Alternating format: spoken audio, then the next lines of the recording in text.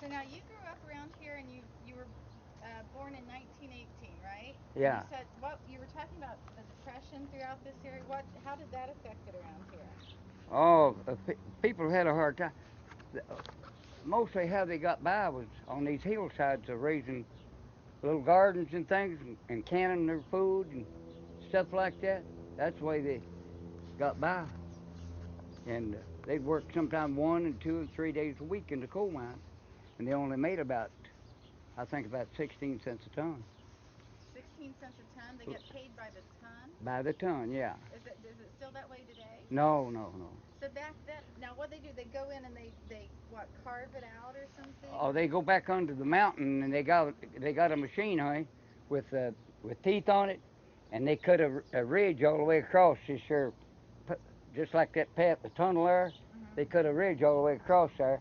Then they go in there and they drill holes in from the floor about middle ways up, Uh huh. and they put dynamite in there, and they shoot it, Uh and huh. that coal falls down. See, they break it loose from the bottom Got it. by cutting it with a machine, what's called a machine cutter. Uh huh. It, and they run a bar back in under there, and it just grinds right around and around and around. It's got real sharp teeth on it like that, and Mhm. just and it cuts that cuts that bottom out, and then that takes the weight off from it. See, the roof's down on top of the coal, and that takes the weight off from it. Whenever they cut that bottom, it loosens that coal up in there, and then they put some dynamite in this way, and maybe some in this. I want to be careful your papers Uh, so that they don't fly away. Here you and are. they take and shoot it. And then whenever they shoot it down, then they have a man on a motor that comes through there and brings the cars in. They might allow you, say you're a coal loader, they might allow you three cars, 4 cars, or maybe 5 cars. And you take and get on your hands and knees and shovel it up in there. And when you get it filled up, and you get your cars loaded, then this tram motor, he'll come back in there and he'll pull that out of there, and he'll go to the next place and pull his out, see? And that's the way they operate. Mhm. My daddy worked. 16 cents a ton. Yeah, They're it's paying about the it's mine about folks. 16 cents, and they paid off when most of the time they paid off in what's called scrip. Uh-huh. They had metal metal scrip like money, and had their markings, their mining company on it, like Blue Diamond Mining Company or Hardburley Mining Company or Trivy Mining Company or Bluegrass Mining Company, something like that. They had it on that, see, and that would be where you go to the office. You'd go to the office and you draw. Well, you go to the office. A lot of them went to the office and said, "Well, you don't have anything." See, Mhm. and whenever you go in there to work, when you go in there to work, they give you a check, what's called a check, about like that, and it's got a little hole on it. And when you load that car, before you start loading that car, you put that little check in the bottom of the car, and then you fill it up.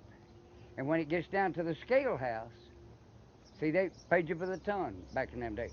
When you get down to the scale house, this fellow that weighs the coal, he's got a board up there, Right. and he take your checkbook and put it up there, and he knows exactly how many tons, how much coal you've loaded and everything. See, and he weighs it and puts it down. Wow, that's interesting. I had no Oh, idea. it was something. So now, what did you do for a living when you were Who, working, me? or are you still working? Who, me? I piddle around, work around the home down there and things. Uh, I would go if it wasn't for my knees and things. I Mhm. would get and back and stuff where I'd been banged up. I'd go out there and try to work right now. See, when I fell over here by the post office, and I busted my knees up. You see that knee? Yeah. They're both gone. And then my neck, my hip, my back, and this nerve's dead down there. But I don't even see how I get around. It's amazing that you do Yeah, it. you're right. It You is got a lot of amazing. spunk and spirit, let me tell you. Uh, I hope when I'm your age, I have your kind of well, spunk. here's the thing about it. The doctors let me down. The doctor was my heart doctor. You ain't taking that down, are Huh? you? You taking that down? What I'm saying? No. You want me to? No, no. I don't want to get the wrong kind of pill from my doctor. Oh, See, you think they'd actually do that? why, honey, I don't trust. You wouldn't believe what some of the I stuff wouldn't that would trust. happen I out don't here. trust the doctor, but I don't trust nobody. Huh? Look here.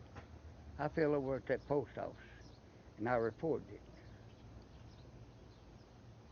My doctor, nurse, come to the door, just like I go to that door, and there she stood right in my face. She said, "What's wrong with you, Joe?" I said, "Honey," I said, I fell." She said, "Where'd you fall at?" She there's something wrong with me. I was Mhm. just dragging my foot. I just where I could go. I Mhm. said, "I fell over at the post. What post office?" I said, "Bonman Post Office." I said, "I started to get up on the porch over there and fell and busted my knees up. And I said, it knocked me out twice." Wow. She went back there and told the doctor. Never even examined me. I never even seen the doctor. Here she come with a damn yellow slip. Said, "You take that and go to the hospital as quick as you can get there." Lord have mercy. I said, "I'm going to the emergency room real quick." I said, "I'm fixing to die. There's something bad wrong with me." That nurse tell me that. I got down there and they throwed me in the hospital. I stayed there about 5 days and I couldn't hardly move my leg, Lord, and my hip, oh, it was killing me.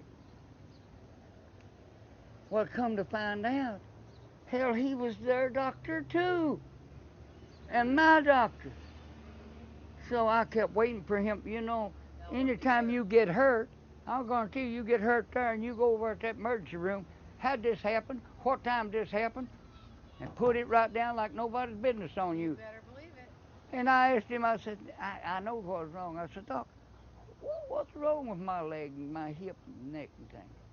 He said, "Arthritis." I said, "Oh." So, so you know what? I slipped around. I had a medical card. I slipped around, went to the arthritis doctor. What I was after was to get something on paper so I could put a lawsuit against that post office. They didn't have no business having a place like that. So what happened? I went to this arthritis doctor. She checked me out. She said, "Well, now, Mr. Sally," she said, "you have got a little arthritis on your spine." I said, "Honey, I know all about that." I said, "I know that's there. But I said, that ain't a bothering me." I said, "Ain't that." I said, "It's this and these down here and this up here."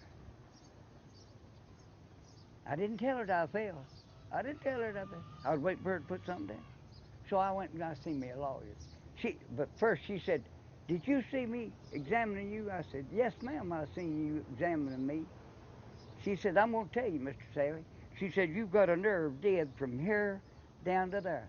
I said, "I already know that. Nobody told me. Mhm. You're the only one that ever told me that, but I know that. I know it was dead." You see there, just here lately, I fell and ripped my leg. See Yeah, that? I have to put a new